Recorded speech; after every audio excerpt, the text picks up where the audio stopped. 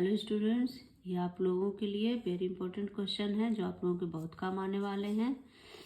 आप इन्हें ध्यान से पढ़ें और साथ के साथ करते भी जाएं और कमेंट करके ज़रूर बताएं कि आप लोगों के कितने सही निकले हैं। ये ऐसे क्वेश्चन हैं जो किसी न किसी मतलब कंपटीशन में पूछे गए हैं। ठीक है, तो आप लोग इन्हें ध्यान से करें और साथ के साथ करते जाएं और कमेंट करके ज़रूर बताएं कि आप लोगों के कितने सही हुए हैं।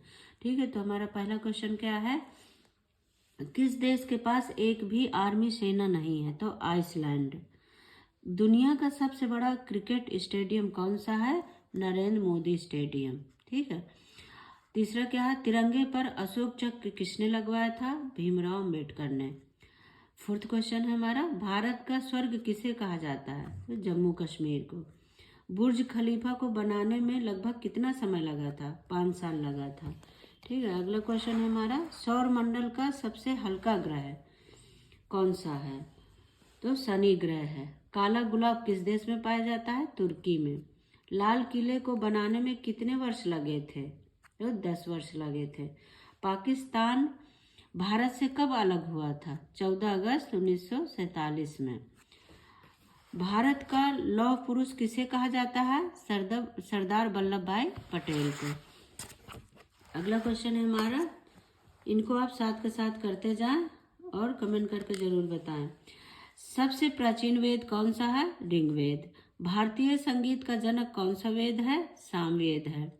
सत्यमेव जयते कहाँ से लिया गया है? तो मुंडकोपनिषद से। सांख्य दर्शन के प्रवर्तक कौन है? कपिल। सबसे प्राचीन पुराण किसे कहा जाता है? तो मत्स्य पुराण को। योग दर्शन के प्रवर्तक कौन थे? पतंजलि। ठीक है, अगला हमारा क्वेश्चन है, न्याय दर्शन के प्रवर्तक कौन थे? गौतम। पूर्व मीमांसा दर्शन के प्रवर्तक कौन थे? जैमिनी। ये ऐसे क्वेश्चन हैं जो वेरी वेरी इंपॉर्टेंट है। ठीक है, इन्हें ध्यान से आप देखें। तंत्र मंत्र वाला वेद किसे कहते हैं? अथर्ववेद को। ठीक है, इतिहास का पिता किसे कहा जाता है? तो हेरोडोटस को। अगला क्वेश्चन है हमारा, ये टॉप 30 क्वेश्चन लेकर आए हैं। महात्मा गांधी का पूरा नाम क्या था? तो मोहनदास करमचंद गांधी। भारत का सबसे ऊंचा रेल मार्ग पुल किस नदी पर बनाया गया है? चेनाब नदी पर। अगला क्वेश्चन है, खून की नदी किस नदी को कहा जाता है? तो लोहित नदी को। ठीक है, याद रखें, लोहित नदी को। संविधान सभा की पहली बैठक कब हुई थी? 9 दिसंबर। ठीक है, 9 दिसंबर 1946 1946 में। मुर्गा किस देश का राष्ट्रीय पक्षी है? तो श्रीलंका का।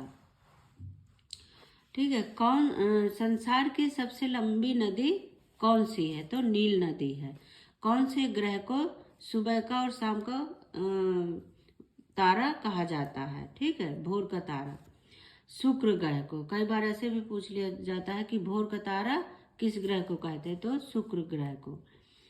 भारत के राष्ट्रीय प्रतीक सत्यमेव जयते में कितने शेर के मुख हैं? ठीक है, जो शेर बना होता है उसके कितने मुख हैं? 4 है।